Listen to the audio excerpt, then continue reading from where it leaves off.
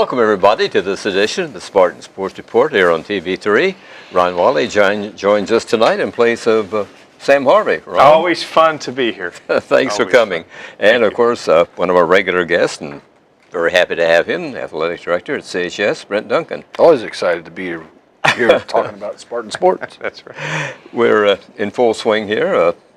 The basketball underway. Spartans will be having a tough game Thursday night, going to East Central. That could determine the conference champion, couldn't it? Yeah, I think right now East Central hasn't lost the game, so in the conference, right? We hold our destiny. So if we can knock them out at home and then on the road next week, at their place, and then get somebody else to knock them off, we have a chance to win the conference outright again. But yeah, at least if we can beat them, we control our own destiny to where we finish in the conference. So they're a good team, although they tangled with Columbus North Saturday and they came away the losers. So you can beat them. Yeah, I think they're beatable. I think Coach has seen them play, and Lawrenceburg had them down 15, I think, late, maybe or even in the fourth quarter, ended up getting beaten in double overtime. Right. So East Central came back and beat them. So yes. I know they have a big freshman kid, and I want to say he's about 6'9", and so they'll be a solid format. And Dave does a great job with them down there, just like Kerry does here. So it'll be a tough environment. What kind of facilities at East Central? Well, to me, it's just your regular gym, just nice looking basketball gym. No bowl. No bowl, just pull out bleachers on the side. I'm assuming their band's going to be there. Their band's always got a great sound, so it'll be a good atmosphere on Thursday night. Yeah, somebody told me during the Centerville game that our fans outnumbered the Centerville fans at Centerville. So I'm sure that was the case. Our side was pretty much full. So. Wow, that's amazing. We travel well. That's not unusual, I don't think, Ron, No. that we do have more fans in the home crowd. Many times. When we go on the road. Yeah, that's Many times. You saw the game at Centerville. Spartans came away with a win. They had a 17-point first quarter. They led all the way, apparently. Yeah, I think we played well. Kids pass the ball well. Of course, they always defend well. And yes.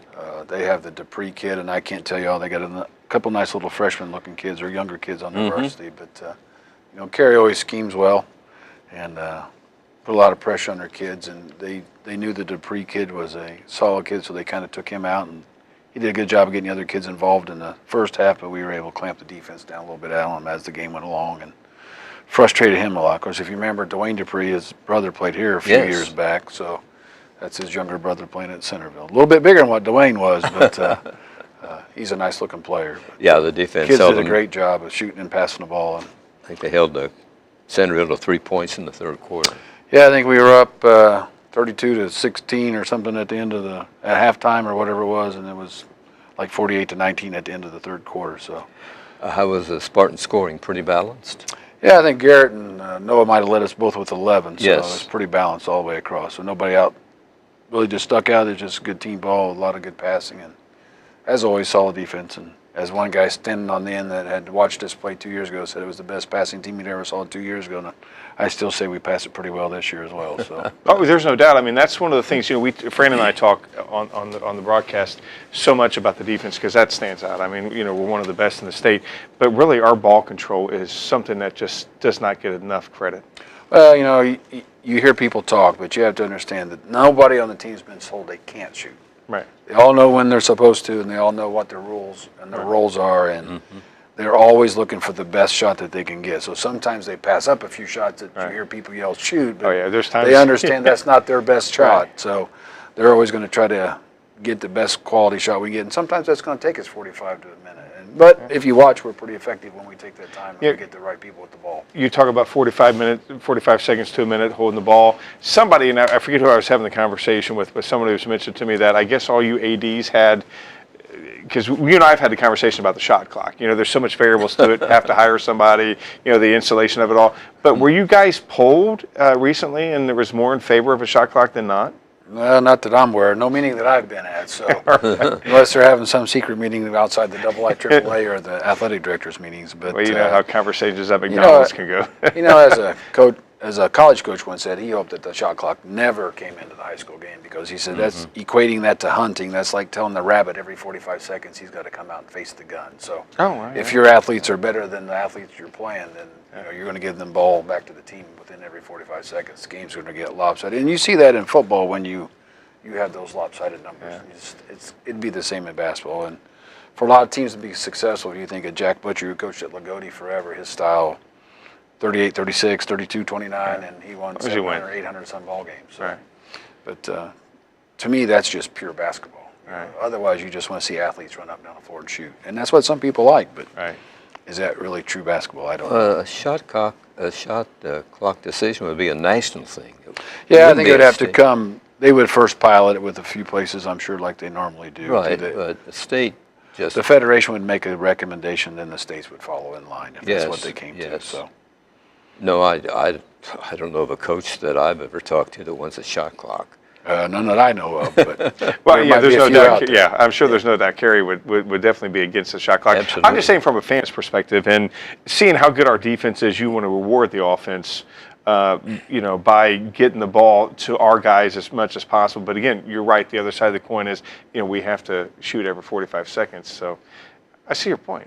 But if you look at us most time, I don't know that we actually hold it for 45 seconds most of the Well, time no, anyway, so. not at all. So, but other teams do against us that's because of how because good they the can't defense get in is. there. Yeah, of how good the defense is. Yeah. So. We'll go back to some more boys basketball here shortly, but right now we might talk about the sectional, the Spartans, Lady Spartans, kind of tangled with the New Pal Lady Dragons in the opening ball game. Lady Dragons went on to win the championship, so Lady Spartans can say, hey, we played the best team. Yeah, I won't say we played our best game, but it's always nice to, if you're going to lose, you lose to the one who wins it. But Right. I watched them when they played us, and I thought their guards were shooting the ball decently. And then their big girl inside, I thought played really, really well. Yes, yes. And if you've seen us, we're not real big, and No. they're not only tall, but she's physically strong, and that hurts us a little bit when we go up against bigger girls. And we saw that against East Central when Yes. there were 5 girls over 6 foot tall, and our biggest girl at best is 5'10", $120. So. But boy, puts she's us scrappy. over. I don't think she She knows she's is, only no. 120. No, I She's agree with scrappy. that. Yeah, but, I love watching her play. But it's tough when you have that one power. And you saw that with the rest of the teams. Mount Vernon's got some real tall big Yes. girls, and Pendleton Heights got some. And of course, East Central had the 6'4" and the 6'3" girls. So that makes a definite difference how you play the game. And then if you don't, you got to have a bunch of little shooters that can just spread them out and get to the ball. And those are things the girls will have to work on all summer to get those things mastered. So. TV3 was at the game, so we might look at some of the highlights from the Lady Spartans and the New Palestine game that was in the sectional. Here we go with the opening ceremonies. We'll watch these highlights of the game. The Spartans ended up losing 53-32. We had a 7-0 run at the beginning of the second half, so Yeah, we cut it to 24-20, and things looked like they were good. And then all of a sudden, I think they hit a 3, and then we turned it over, and they got a bucket, and then they got a 3, and then we were back down 10, and kind of fell apart from that point Well, on. they called a timeout after that theory, and I remember when they Made called that adjustments. timeout, that was the adjustment. Because Yeah. we were really, you talked about their bigs, we were containing their bigs, we were keeping them away from the basket. They're pretty much for the first part of that second half, and that's what got our run. But once they made that timeout after that 3, they started really pounding it inside on us, and it wore us down. Yeah, and I think you saw that as the year went along with people knowing where our inside girls weren't as powerful or Right. strong as they were in places. And we played a lot of schools at the end that had those big dominating inside players that hurt us a little bit. So. the other game is kind of typical of the season. They struggled against the bigger teams, stronger teams. Right. Everything.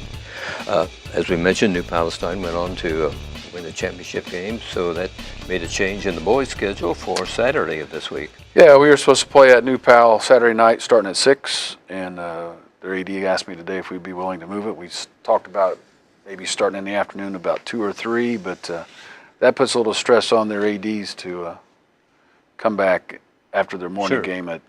They're playing at Decatur Central against Pike and the girls, so starting at 2 puts a little stress on them. And if you start at 3, that puts a little stress if they happen to win in the morning to get back to Decatur Central by 7:30. So we're going to push the game to Monday, February 12th at 6 o'clock at New Pal, and we'll go from there. So next week we'll play Monday on the road and Friday and Saturday at home. Okay.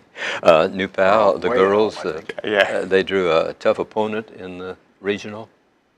Yeah, the New Pal girls, by chance, when the draw comes out, we paired up with the Pike winner, or I believe Perry Meridian winner, which happened to be Pike, and Pike's 24-1 and ranked number 1 in the state at 4A. So they'll have a tough road to hoe, but they were playing well last weekend, so if Yes. they can carry that over and take care of a few things and handle the ball, they may be in good shape. In addition to the Spartans, they defeated Greenfield Central on Friday night, I believe, and then Mount Vernon in the final game. Yeah, and it was a pretty close game with Greenfield for a long time. In fact, Greenfield was ahead for a while, and then all of a sudden New Pal kind of clamped it down in the second half, and then Mount Vernon was just a tussle back and forth all night. Just kind of I think New Pal got out, and Mount Vernon started coming back, and they just kind of banged it back and forth all the way through there, and then it was a little physical as you watched if you were there. So it was actually a good ball game all the time. We talked off air about hosting sectionals. How is it to be the host? I've always told HSA we'd be happy to host whatever we can host. Sure. You don't do it because you get anything. You just do it because you like to have people there and you like to showcase off your place. And hopefully we do it right, and hopefully they'll want to come back. But we try to keep it rotated. You kind of vote on it as a athletic director who's going to host, so everybody's putting their plugs in for it. We didn't choose to host it the last couple of years because we put the new floor in 2 years ago, and that was the time to determine who was going to host the 2 previous years. And I wanted to make sure that our floor was set good and not have to host it the first year, and all of a sudden you got a problem with the floor the first year you had it. So we couldn't. Then when we got the rotation back 2 years ago, we asked to host it this year, and they were good. So we'll see where it goes after next year. I think next year it's at Mount Vernon, if I remember off the top of my head, and then after the next year we'll realign and try to revote again. So by then you never know where we'll be at, and we could be 3A or 4A depending on our enrollment by then. Yeah, and what is the cutoff for that? Varies.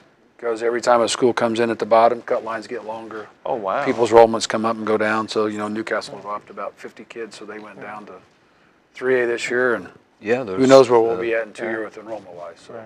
400 some teams in the IHSAA, and they divided by 4. Yep, and it's pretty much where you fall. So That's right. If there's more people that come in the bottom, if you go to 420, now the cut line's at 105. So there's 101 teams in 4A this year. Yeah, so if more schools add without anybody dropping out, the lines just get longer for each division. So it just depends on your numbers in 2 years, after next year. Still hard to believe that we played at a school, Ben Davis, they had 4,000 or 5,000 kids? Well, you can get to Carmel, who's pushing that 5,000 mark. We're like on the low end of it. So but, we are we towards the represented bottom well. end, but, and that's some ways, and we play the way we do in boys basketball, just to control the tempo with the possible number of athletes that they have compared to what we're playing with. So, but our kids do a good job no matter what we compete. Sure do. So. Back to the New Pal girls for a second. It's 45-39, that final score, and they won 18 games and lost 6, so they had an outstanding season. Yeah, talking to their coach a little bit, she was excited about being there, and I think she said she'd won 2 as a player herself, and then she played at LaSalle in Philadelphia, and then she was hoping their girls could experience what she got to feel. So I think they said it was either 2003 or 2004 since they'd won one, so it'd been a while. So they were all fired up. So, and if you looked at all the rosters, almost all the teams are young. Very few seniors on any of the rosters from the 6 teams that were there. So. That could bode well for another good tournament next year. Absolutely, right. We might check the Spartans this week. Girls diving, swimming regional at 6 o'clock on Tuesday at Zionsville. We don't have any divers. Unfortunately, we didn't make any divers, did not get to the regional round. That's unfortunate. Wednesday, the gymnastics meet with Richmond at 6:30 to CHS Gym. On Thursday, the Spartan basketball will be at East Central, games at 6 and 7:30. Friday and Saturday, a girls' state swimming meets, IUPUI at Natatorium. Unfortunately, the Lady Spartan swimmers will not be there. Also Saturday, CHS hosts a gymnastics invitational to CHS Gym starting at 11 in the morning. Wrestling semi-state at Newcastle at 9 o'clock, and we have some guys going to Newcastle? Yeah, we have 3 wrestlers that made it out of the regional. Great. Jacob Red at 145, Colton Massey at 170, and Dylan Rohn at 220. Unfortunately for Dylan, he's got the number 2 ranked wrestler in the nation in his weight class. So, and he happens to be in our conference. So, well, it's great though that CHS is represented in the it's good to have 3. We had 6 people rest at the regional. You have to win your first match to get out. So, and then we finished 2/3 and a 4th. So. We'll see who they're paired up against Saturday at Newcastle, and we'll make a run at it. And then they move on to, where are the finals? At Bankers? It's at Bankers Life. Okay. It'll be a week from Friday, and they do an opening round on Friday night, and if you get through there, then you got to win 1 match on Saturday, then you're in the final 8. So. Oh, great. Well, we wish our Spartan wrestlers the best come Saturday at that semi-state. And the Connersville basketball team was to be at New Palestine at Saturday, but of course, as Brent explained to us, because the girls are in the regional at Decatur Central, they will be playing on Monday night. The middle school this week, today the girls' red basketball team is meeting Richmond Julia Test at Spartan Arena. On Tuesday, the girls' white team meets Hagerstown at Spartan Arena. On Wednesday, the girls' red and white 7th graders play basketball at Rushville Benjamin Rush, and the 8th graders are home at Spartan Arena to the same teams from Rushville's Benjamin Rush. And on Thursday, the wrestling team has a home meet with Union County, and here are some one-loss records for area boys basketball teams. Richmond is 7-12. They lost at Anderson. They're home to Kokomo on Friday. Franklin County is 6-11. They lost at Hagerstown 79-76 in a triple overtime. They're at Greenfield Central on Friday. Union County 14-4 lost at Shenandoah. They're home to Morristown Tuesday. Cambridge City is 8-10. They won at Tri. They'll be at Hagerstown Tuesday. Rushville is 4-13. They won at Greensburg 63-60. They'll be at Batesville on Thursday. Centerville 8-10 lost to the Spartans Saturday. They'll be at Blue River on Friday.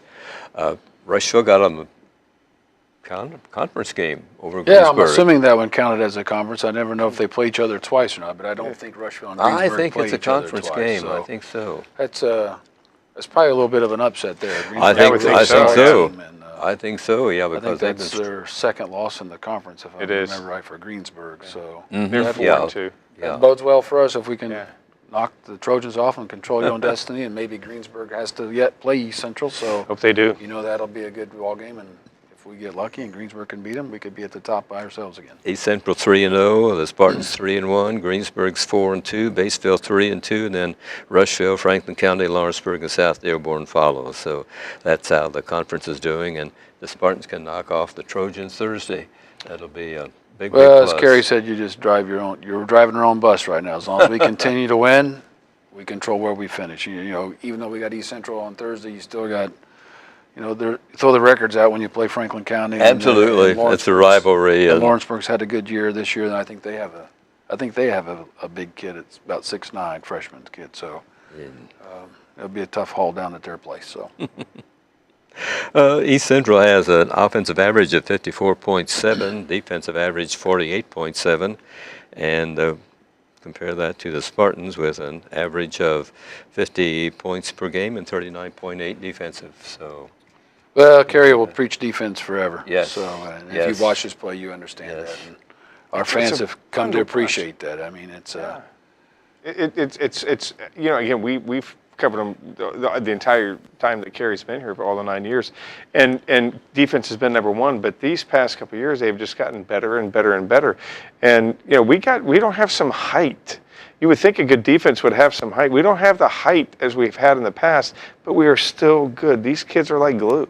Well, it's all about technique. And, that's true too. I've known Kerry for a long time, and we've talked many times in the past when he's on the Rushville bench and I was over here, and just what you teach and how you teach it and what your expectations are. And the kids buying in. That's as I told kids, you're either buying or selling. There's no in the middle. So you either buy into what we're doing or you're selling your teammates out. So you got to accept your role and be a part of it. So. And I think they do all well. I mean, I think these kids accept their role. They believe in themselves. And again, reason why we have an overtime record, we've talked about this, the way that we have it is because Kerry, he's calm, cool, and collected every time. And the kids feed off that.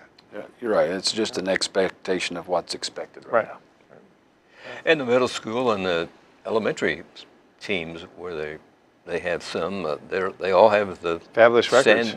They all have his style of play. Yeah, he starts down in the Sunday league he runs with our youth kids on Sundays, and up to the middle school they all try to teach the same thing. Maybe not to the same level, but they all are trying to do the same thing with getting kids to know how to set screens and defend and rebound. And you see that pay off. There's some things we like to do with the middle school schedule, maybe make it a little bit tougher in places. But a couple of weeks ago, they were 49-6 as a collective group. So, that's very good. So no matter who you're playing, you still ought to win. So sure.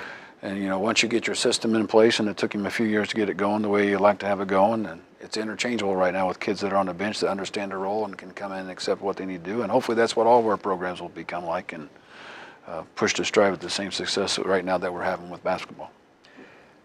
You've coached basketball. The man-to-man defense, Kerry likes that over the zone defense. If you play a zone, if your team is bad on long shots, you'll play zone to try to force them those long shots. I always say if you can't play man-to-man, you can't play zone. So that's a good point. It's really the same concept. You just don't move as a lot. But Yes. man's the same way if you do it right. You get the help side, you plug up the middle, you know who the shooters are, you know who the shooters aren't. So there's easy ways to play man and make it look like a zone. But that's right. Yeah, they call it the man zone. Yeah. So if there's, Yes. I've always contended if you don't play really good man-to-man, you won't be a good zone team. So.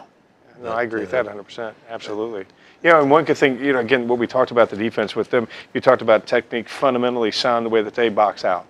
I mean, we've controlled a lot of boards this year, and that's kept us in ball games. That's kept the other teams at bay. The technique, the fundamentally sound that we see is just a pleasure to watch. It's all about teaching the right thing, and then it's just a desire to go get the ball. You can think of Dennis Rodman, and you may love Dennis Rodman or hate Dennis Rodman if you still remember Dennis Oh, yeah, I Rodman. love Dennis Rodman, yeah. When the ball was in the air, it was his. It didn't Right, matter yeah. where it was at. His motor just and Matt Howard was a lot of the same way. Right. The ball's in the air, it's his ball. And we have kids that's their job, and Right. they understand that. When the ball's up, we got to block out, and somebody's got to go get it. So. Right, yeah. They know And you it. see that through the JV team as well. There's kids always battling to get the rebound. Coming into the season, I was amazed. I didn't know Shirk was a senior. We got guys, Combs, we got guys that have not played 1 minute of varsity ball. And man, they have played very well. It's kind of like a shame that they're out this year. It's kind of want them around a little bit. Next year, we got to fill because Noah's the only starter that's coming back. And so we got to fill. But boy, I tell you what, seeing Garrison and Jacob, I didn't know they were cousins. Seeing them gel like this, I'm excited for the next couple of years. Well, you just hope you can get your system in and put pieces and plug pieces in. And you got to change a few things, but depending on what kind of offense you're running, which Kerry runs pretty much a motion offense with a few set plays off of that. So, but once you get the kids to buy into the system, that's easy. it makes it easy to just keep moving forward. So, JV team having a fantastic season too. yeah, they're 15-4. Freshmen finished right at 500, 9-9, and of course their two best players were their point guard and their 6'5" guys are already moved up to the JV team. So. Can't complain about what Chris has done with the junior varsity team as well. They got some height, they got some guards, and kind of got a good combination. They play good defense just like the varsity kids do. And Cody Smith is coaching the freshman team. Cody's learning. It's his first job with really. I mean, he's been around the program for a few years, but this is his first time really with a group of his own, and he's done a good job with it. I know he knows. He definitely preaches the defensive side, and I've heard some parents complain we don't shoot enough, but. Right. If you know the system, that you got to learn how to play defense before you can get on the floor around here. So. Yeah, and I've talked to Braxton Reveley. He's a great kid. He enjoys that defensive role. He loves that. And when he shoots, he takes a shot at the right time. So he knows what he's doing. Yeah, I think they all have bought in. He's got a great mind. As a coach told me a long time ago, if you play defense and your guy doesn't score, and all five of you think like that, they can't beat you. That's right. So it's just a mentality set. So. Yeah, the defense that Connersville plays, they're second.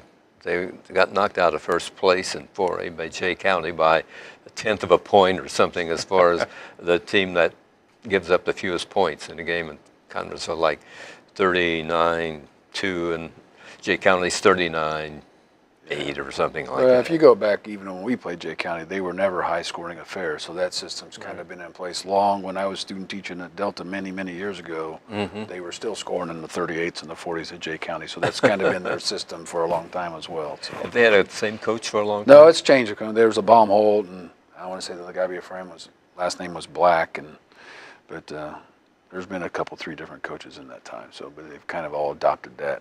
Kind of like Butler, they all adopt the same philosophy. Well, if it works. Well, if it's working, you don't want to change it. That's right. We're nearing the end of the season. A couple of events coming up for Spartan fans, the home fans. We have senior night. Senior night will be for boys basketball, cheerleaders, Spartanettes, and the band. That's on February 20th against Northeastern. It's also the same night as corporate sponsor night. And then February 16th, of course, is the Franklin County game, and that's the Beat Cancer and four-quarter game, and it's also the outstanding guy-girl dance that the Spartanettes put on. So that'll be on the 16th of February. So we know the home fans are looking forward to those events. Just 2 home games remain. It's hard to believe we only have 5 left on the schedule. It seems like we Sure just is. started That's a couple depressing. weeks ago. And I was thinking today, next Monday, the opening day of spring sports start, because it's track practice starts on Monday. Oh, wow. Yeah. So we think it's February 12th, and we already got our first spring sport gearing up to run practice. A week from Sunday at 5 o'clock, I believe, will be the sectional pairings for the boys. Yeah, I don't remember exact time, but it's the 18th of It's 5 o'clock February. in the so- afternoon is when they're And it's having on it. that ihsatv.org site. It's not live on TV anymore. You got to streamline right. it on the video. So It's on some radio stations. You have to scan the dial to find some, but it's on a few radio stations. yeah, I think if you also. go to the ihsa.org site, you might be able to find a list Right, of where I the think, TV stations are going to. This may sound. Who's replacing Newcastle? New Pal.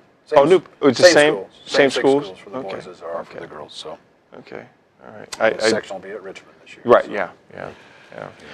And then in a short month, we got softball starting on March 5th and baseball starting on March 12th. So they're already in the gyms hitting and throwing and doing their out-of-season workouts. And we got indoor soccer going on, and we got volleyball workouts going on. And I can tell you when You're a you're busy I guy. just told you when your spring sports starts, at baseball, you go to Lafayette Central Catholic on March the 27th on a Tuesday. That's actually going to be in Westfield. We're playing them Oh, on okay, you're neutral going to play I was those gonna say, guys Mike. at Westfield. We're playing them I at thought- Grand Park in Westfield. So I was going to say, my God, Okay. on a Tuesday. Oh, And we're those are getting- great facilities up there. yeah, it's the first time to be in Lafayette Central Catholic, been state champs a couple years ago, if not just last year. But we're going to play.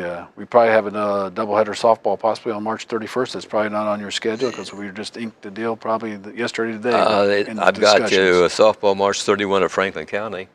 Nope, we did away with that. When we split the doubleheader. Oh, you up, did? We're gonna You play just two single canceled two that one. single games during the year. So we've been working on that for the last 3 weeks, and we finally got it penciled in last week. So Well, back to baseball. Thursday, March 29th, you're supposed to be home to Delta at 6 o'clock Yeah. at night. that's correct. Okay. Weather permitting, I should probably Well, throw if not, we open up the season with a conference game on April 2nd with Batesville. Right, It's always yeah. good to get some swings Yeah. and some throws in before you got to start throwing in your conference. Yeah, on the 2nd you got Batesville, on the 3rd you got Richmond, and on the 5th you go to Batesville.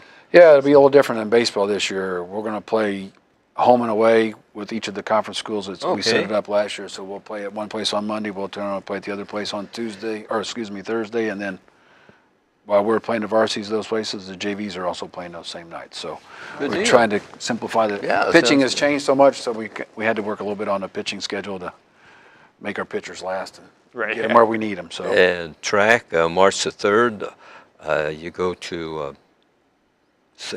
to East Central for yeah, they have an indoor meet. thing, right? I March the remember 3rd's that, indoor, right. and then the next week we go to Anderson. Jay County hosts one at Anderson University. Boys golf opens at the Yorktown Invitational on April the 7th, Great golf course. and girls tennis April 3rd.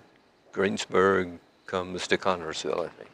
Yeah, and you hope it's nice weather. At Yeah, that time of really. year, you just never know what you're going to get. So Yeah. hopefully it'll be great weather, and we won't have to worry about rainouts and schedule changes. But That's for sure. Domes. I'm not holding my breath. So Who knows? We were one of the first with the bowl. How about one of the first with like a dome? Covered or if something? somebody donate an indoor stadium. Yeah, we'll there have you go. to Yeah, play we can talk inside. about that. Hey, donate. Call would call work. Duncan That up. would work. Right.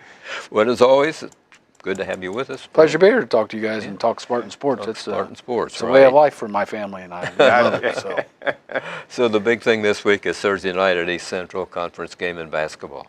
Thursday night East Central. Of course, we got the girls' gymnasts at home on Wednesday, and if you want to come out and watch gymnastics on Saturday, Yeah, we got some pretty good things about going 8 on full this teams week. and some partial teams coming in for a big gymnastics invitational at the high school gym. So And we want to wish the guys that are wrestling for CHS the best luck. on the semi-state. it would be nice to see them at the Yes, it Banker's would. Life in a couple weeks. That would be super if we could get a youngster to represent Connersville in the state wrestling. That'd be Yeah, and fine. then next week the boys sectional swimming is on Thursday too. So Yes. right around the corner they'll get their opportunity to get to the natatorium at IUPUI. So Thanks again, Brent. And thanks everybody for watching the Spartan Sports Report here on TV3. Good night.